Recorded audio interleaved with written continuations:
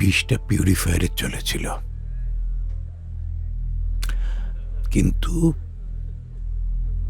পিউরিফায়ারে জলটা ছিল কি করে? পিউরিফায়ার তো ফুটো। সেটা তো আপনার বার করা কাজ, স্যার।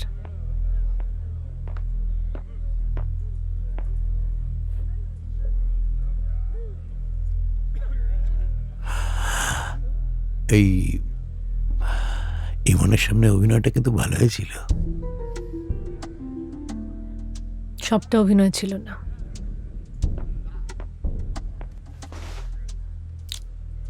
সুপ্রিয়কে মারলে কি ইমনের জন্যে, নাকি পড়োশের ভিতরে কি হচ্ছে সেসব জেনে গিয়েছিলে? পরশে তো আমি সপ্তাহে 2 দিন গান শেখাতে যেতাম, একদম শুরুর দিকে। বসো মেঘা। তখনই আমার বেশ কিছু জিনিসে খটকা লেগেছিল। আমি জিজ্ঞেসও করেছিলাম সুপ্রিয়কে, ও যথারীতি এড়িয়ে গেছিল। তারপর থেকে আমিও যাওয়া বন্ধ করে দিই। উইলিয়ামসের মতো একজন মাসেল ম্যান কেন পরশের মতো একটা এনজিওর সাথে অ্যাটাচড, বা সুপ্রিয় হঠাৎ কেন পলিটিক্সে যোগ দিতে চাইছে, এগুলো নিয়ে সন্দেহ হয়নি? কোনো কোনো প্রশ্ন জাগেনি?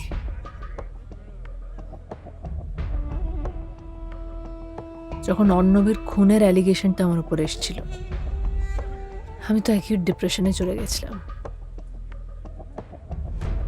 আমার অত শখের রিসার্চই আমি কমপ্লিট করে উঠতে পারলাম না। সারাক্ষণ মনে হতো কলকাতা শহরটা আমাকে গিলে খেতে আসছে। সেই জন্যই সুপ্রিয়কে বিয়ে করে কলকাতা থেকে পালিয়ে গেলে? হয়তো তাই।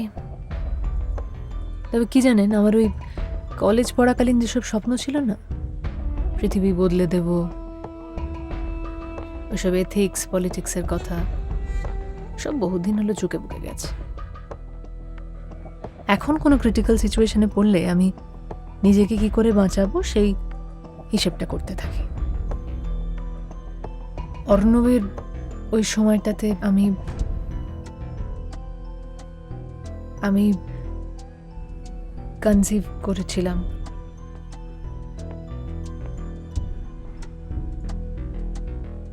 সেটা অ্যাভয়েড করতে হয়, এবং হয়তো সে কারণেই আমি পরবর্তীতে কখনো আমি চাই না ইমনের সাথেও এক জিনিস হোক। আশা করি আমি আপনাকে বোঝাতে পারছি।